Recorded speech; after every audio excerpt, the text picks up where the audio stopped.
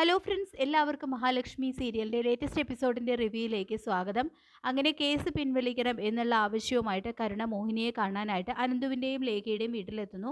അപ്രതീക്ഷിതമായി കരുണ വരുന്നത് കാണുമ്പോൾ അനന്തുവിനോടൊപ്പം പുറത്തു പോകാനായിട്ട് നിന്നിരുന്ന കണ്ണനാണെങ്കിൽ വേഗം തന്നെ കാറിൻ്റെ സീറ്റിൽ കിടക്കുന്നുണ്ട്.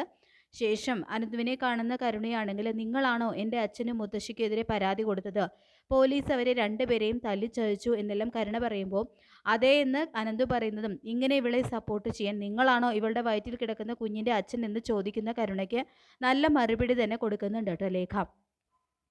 തുടർന്ന് എനിക്ക് അമ്മയെ കാണണമെന്ന് കരുണ പറയുമ്പോൾ, അമ്മ അടുക്കളയിലുണ്ട്, പോയി കണ്ടോളാൻ മഹി പറയുന്നുണ്ട് കേട്ടോ കരുണയോട്. അങ്ങനെ കരുണ അവിടെ നിന്നും പോയതിന് ശേഷം, നമ്മളെക്കുറിച്ച് ആരെന്ത് മോശം പറഞ്ഞാലും അവരോട് ചുട്ട മറുപടി തന്നെ കൊടുക്കണം, അല്ലെങ്കിൽ അവരുടെ കരണ അടിച്ച് പൊട്ടിക്കുകയാണ് വേണ്ടതെന്നെല്ലാം ലേഖ പറഞ്ഞു കൊടുക്കുന്നുണ്ട് കേട്ടോ മഹിയോട്. അങ്ങനെ മോഹിനിയുടെ അടുത്തെത്തുന്ന കരുണ, അമ്മ എന്തിനാ അച്ഛനും മുത്തശ്ശിക്കും എതിരെ പോലീസിൽ പരാതി കൊടുത്തത്? അവർ രണ്ടുപേരെയും ആ എസ് ഐ തല്ലിച്ചതച്ചു. അത് കണ്ടിട്ട് എൻ്റെ ചങ്ക് പൊട്ടുന്ന പോലെയാണ്. എനിക്കറിയാം പോലീസിൽ പരാതി കൊടുക്കാനുള്ള ധൈര്യമൊന്നും അമ്മയ്ക്കില്ലെന്ന്. എല്ലാം അമ്മയെ കൊണ്ട് ലക്ഷ്മി ചെയ്യിക്കുന്നതാണെന്ന്. പിന്നെ ആ വക്കീലും അയാളുടെ ഭാര്യയും ചേർന്നായിരിക്കും അല്ലേ കിട്ടിയ അവസരം എല്ലാവരും ചേർന്ന് നന്നായിട്ട് മുതലാക്കുകയാണെന്നെല്ലാം കരുണ പറയുമ്പോൾ തന്നെ, നിർത്തടി, നിൻ്റെ അച്ഛനും മുത്തശ്ശിയും പോലീസ് തല്ലിച്ചതച്ചെങ്കിൽ കണക്കായി പോയി. അതവർ ചോദിച്ചു വാങ്ങിയത് തന്നെയാണ്. എന്നിട്ടും സ്വന്തം അമ്മയുടെ മുഖത്ത് വീണ ഈ പാടുകൾ കണ്ടിട്ട് നിനക്ക് ഒരു വിഷമവും തോന്നുന്നില്ലേ കരുണേ? നിന്നെ 10 മാസം ചുമന്ന് പ്രസവിച്ച നിന്റെ അമ്മയെയല്ലേ നിന്റെ അച്ഛൻ എന്ന് പറയുന്ന ആ രാക്ഷസൻ ഈ ക്രൂരത ചെയ്തത്? അതിനവർ ജീവിതകാലം മുഴുവൻ ജയിലിൽ കഴിയേണ്ടവരാണെന്നെല്ലാം മഹി പറയുമ്പോൾ, ഇനി ഈ വാർത്ത അറിയാൻ ആരും ബാക്കിയില്ല. ആകെ നാണക്കേടായി. അമ്മ പരാതി പിൻവലിച്ചില്ലെങ്കിൽ അവർ അച്ഛനെയും മുത്തശ്ശിയെയും വിടില്ല എന്ന് പറയുന്നുണ്ട് കേട്ടോ കരുണ. അച്ഛനെയും മുത്തശ്ശിയും അങ്ങനെ ഒരു അവസ്ഥയിൽ കണ്ടിട്ട് എനിക്ക് സഹിക്കാൻ കഴിയുന്നില്ല എന്ന് പറഞ്ഞുകൊണ്ട് കരുണ ചങ്ക് പൊട്ടി കരയുമ്പോൾ, അത് കണ്ട് മോഹിനിയുടെ മനസ്സ് അലിഞ്ഞു പോകുന്നുണ്ട്. ഒടുവിൽ മുത്തശ്ശി ആ തറവാട്ടിൽ താമസിക്കാൻ പാടില്ല എന്നും പ്രതാപൻ വീടിൻ്റെ അവകാശം മുഴുവനായിട്ട് അമ്മയുടെ പേരിലേക്ക് ആക്കി നൽകണമെന്നും ഇനി ഒരു കാരണവശാലും അവരുടെ ഭാഗത്തു നിന്ന് അമ്മയ്ക്ക് ഒരു ദ്രോഹവും ഉണ്ടാകരുതെന്നും എഴുതി വാങ്ങിയതിന് ശേഷം അമ്മയെ കൊണ്ട് കേസ് പിൻവലിക്കാം എന്നുള്ള ഒരു ഡിമാൻഡ് മഹി വയ്ക്കുന്നുണ്ട്. അപ്പോൾ വേറെ നിവൃത്തിയില്ലാതെ കരുണയാണെങ്കിൽ അതിന് സമ്മതിക്കുകയാണ് കേട്ടോ ചെയ്യുന്നത്. അങ്ങനെ പ്രതാപനെയും മുത്തശ്ശിയെയും സ്റ്റേഷനിൽ നിന്ന് വിട്ടയക്കുന്നുണ്ട്. ശേഷം കരുണ അവരോട് പറയുന്നുണ്ട്, ഇനി അവളെ ഒരിക്കലും കാണരുതെന്ന് കരുതിയതാണ്. അച്ഛനും മുത്തശ്ശിയും ചേർന്ന് അവളെ കാണുക മാത്രമല്ല, അവളുടെ മുന്നിൽ യാചിക്കാനുള്ള അവസരം വരെ ഉണ്ടാക്കിയില്ലേ? ഇനി ഏതായാലും ഇത്തരം മണ്ടത്തരങ്ങളും ചെയ്യരുതെന്ന് കരുണ പറയുമ്പോൾ, കണ്ണനിപ്പോൾ അവരുടെ പക്ഷത്ത് ഇല്ല എന്ന് കരുതി ധൈര്യത്തിലാണ് മോളെ എല്ലാം ചെയ്തതെന്ന് പറയുമ്പോൾ, ഇപ്പോൾ കണ്ണനേക്കാൾ പവർ അവൾക്കാണെന്നുള്ള കാര്യം രണ്ടാളും മറന്നുപോയോ? കണ്ണേട്ടൻ്റെ സ്വത്തുക്കൾ പോലെ കണ്ണേട്ടനെ പോലെ തന്നെ സ്വാധീനം ഇപ്പോൾ ലക്ഷ്മിക്കുണ്ട്. മുൻപായിരുന്നെങ്കിൽ നമ്മൾ എത്ര അടിച്ചാലും അവർ രണ്ടുപേരും ആ അടിയും വാങ്ങി ഒരു മൂലയിൽ ഒതുങ്ങുകയുള്ളായിരുന്നു. ഇപ്പോൾ അതല്ല സ്ഥിതി എന്ന് പറയുന്നുണ്ട് കേട്ടോ കരുണ. തുടർന്ന് മുത്തശ്ശി പറയുന്നുണ്ട്, ഞാൻ ഏതായാലും എൻ്റെ തറവാട്ടിലേക്ക് പോവാം. ഇനി ഞാൻ ഇവിടേക്ക് വരില്ല. ഇനി എന്നെ എങ്ങാനും ഇവിടെ കണ്ടു കഴിഞ്ഞാൽ അവൾ വീണ്ടും പോലീസിൽ പരാതി കൊടുത്ത് അവരെന്നെ തൂക്കി ഇവിടെ നിന്നും എടുത്തുകൊണ്ട് പോകുമെന്ന് പറഞ്ഞുകൊണ്ട് പേടിച്ച് കരയുന്നുണ്ട് കേട്ടോ മുത്തശ്ശി. തുടർന്ന് കരുണ പറയുന്നുണ്ട്, ഏതായാലും കണ്ണേട്ടൻ്റെ സ്വത്തുക്കളെല്ലാം തിരികെ വാങ്ങിക്കാനുള്ള ശ്രമങ്ങൾ ഞങ്ങൾ തുടങ്ങിക്കഴിഞ്ഞു. ഇനി മേഘേട്ടൻ കൂടി പഴയ അവസ്ഥയിലേക്ക് തിരികെ വന്നാൽ മാത്രം മതി. പിന്നെ അവൾ പഴയ ലക്ഷ്മിയാണ്. സ്വത്തുക്കളെല്ലാം നഷ്ടപ്പെട്ട് കഴിഞ്ഞാൽ അവൾ പിന്നെ പഴയ ലക്ഷ്മിയാണ്. അപ്പം നമുക്ക് ഇതിനെല്ലാം പ്രതികാരം ചെയ്യണം അച്ഛ എന്ന് പറയുന്നുണ്ട് കേട്ടോ കരുണ.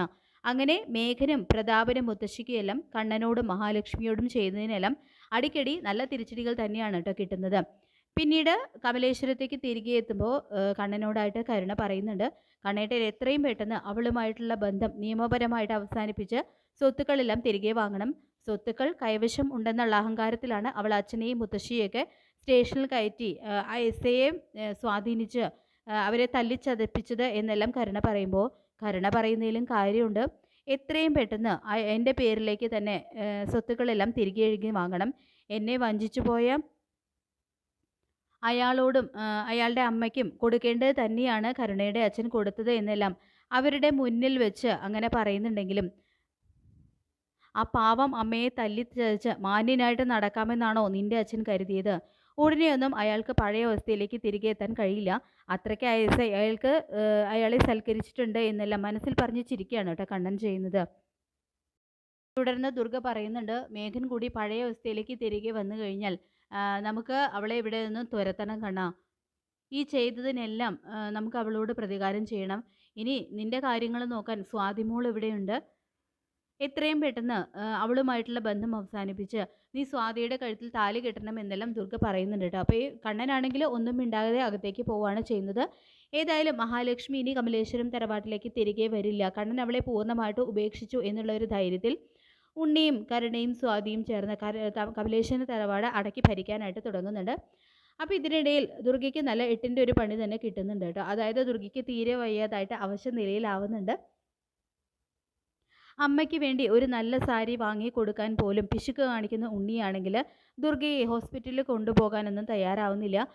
അമ്മ ഇവിടെ റെസ്റ്റ് എടുത്തു കഴിഞ്ഞാൽ എല്ലാം തനിയെ മാറിക്കോളൂ എന്നും ഹോസ്പിറ്റലിൽ ചെന്ന് കഴിഞ്ഞാൽ അവർ ആ ടെസ്റ്റ് ഈ ടെസ്റ്റ് എന്ന് പറഞ്ഞ് കുറേ കാശ് മുതലാക്കും എന്ന് പറഞ്ഞുകൊണ്ട് കൈയൊഴിയാണ് കേട്ടോ ഉണ്ണി ചെയ്യുന്നത്. കരുണയാണെങ്കിലും ഈ ഒരു സമയത്ത് തന്നെയാണ് തൻ്റെ തനി നിറം പുറത്തെടുക്കുന്നത്. അമ്മയുടെ മകനില്ലാത്ത ഉത്തരവാദിത്വമൊന്നും എനിക്ക് അമ്മയോട് കാണിക്കേണ്ട ആവശ്യമില്ല എന്നും അമ്മയെ കൂടെ ഇരുന്ന് ശുശ്രൂഷിക്കാനൊന്നും എന്നെ കിട്ടില്ല എന്ന് പറഞ്ഞുകൊണ്ട് കൈയൊഴിയാണ് കരുണയും. സ്വാതിയാണെങ്കിലും ഞാൻ കണ്ണേട്ടനെ നോക്കാനാണ് ഇവിടെ വന്ന് നിൽക്കുന്നത്, അപ്പച്ചിയെ പരിചരിക്കാനൊന്നും എന്നെക്കൊണ്ട് പറ്റില്ല എന്ന് പറഞ്ഞുകൊണ്ട് സ്വാതിയും ദുർഗയുടെ നേരെ മുഖം തിരിക്കുകയാണ്. അപ്പോൾ ദുർഗയ്ക്കാണെങ്കിൽ തീരെ വയ്യാതായിട്ട് വല്ലാത്തൊരു അവശ്യ നിലയിലാവുന്നുണ്ട് കേട്ടോ. ഏതായാലും ഒടുവിൽ കണ്ണൻ തന്നെ തൻ്റെ രണ്ടാനമ്മയ്ക്ക് തുണയാകുന്നുണ്ട്. ഏതായാലും കണ്ണൻ തന്നെ ദുർഗയെ ഹോസ്പിറ്റലിലാക്കുകയും വേണ്ട ട്രീറ്റ്മെൻ്റ് എല്ലാം നൽകുകയൊക്കെ ചെയ്യുന്നുണ്ട്. അപ്പോൾ മഞ്ജു ആണെങ്കിലും തൻ്റെ അമ്മയ്ക്ക് സുഖമില്ല എന്നറിഞ്ഞ് ഹോസ്പിറ്റലിൽ എത്തുന്നുണ്ട്. തൻ്റെ വയറ്റിൽ വളരുന്ന കുഞ്ഞിനെ സ്വന്തം പേരക്കുട്ടിയെ ഇല്ലാതാക്കാൻ നോക്കിയവളാണ് ദുർഗ. ആ ഒരു ദേഷ്യം മഞ്ജുവിൻ്റെ മനസ്സിലുണ്ടെങ്കിലും എത്രയൊക്കെ പറഞ്ഞാലും സ്വന്തം അമ്മയല്ലേ. അപ്പോൾ ആ ഒരു കരുണയും വെച്ച് മഞ്ജു അമ്മയ്ക്ക് അരികിലേക്ക് ഓടിയെത്തുന്നുണ്ട്. അപ്പോൾ ഏതായാലും ഈ ഒരു സംഭവത്തോടു കൂടി തന്നെ താൻ തലയിലെടുത്ത് വെച്ചിരിക്കുന്ന സ്വന്തം മകൻ്റെയും മരുമകളുടെയും അത്തേനി നിറം ദുർഗ തിരിച്ചറിയാണ് കേട്ടോ ചെയ്യുന്നത്. അപ്പോൾ നമുക്ക് കാത്തിരിക്കാം മഹാലക്ഷ്മി സീരിയലിൻ്റെ ലേറ്റസ്റ്റ് എപ്പിസോഡിനായിട്ട്. ഈ റിവ്യൂ ഇഷ്ടപ്പെട്ടെങ്കിൽ ലൈക്ക് ചെയ്യുക, ചാനൽ കൂടി ഒന്ന് സബ്സ്ക്രൈബ് ചെയ്യുക. താങ്ക്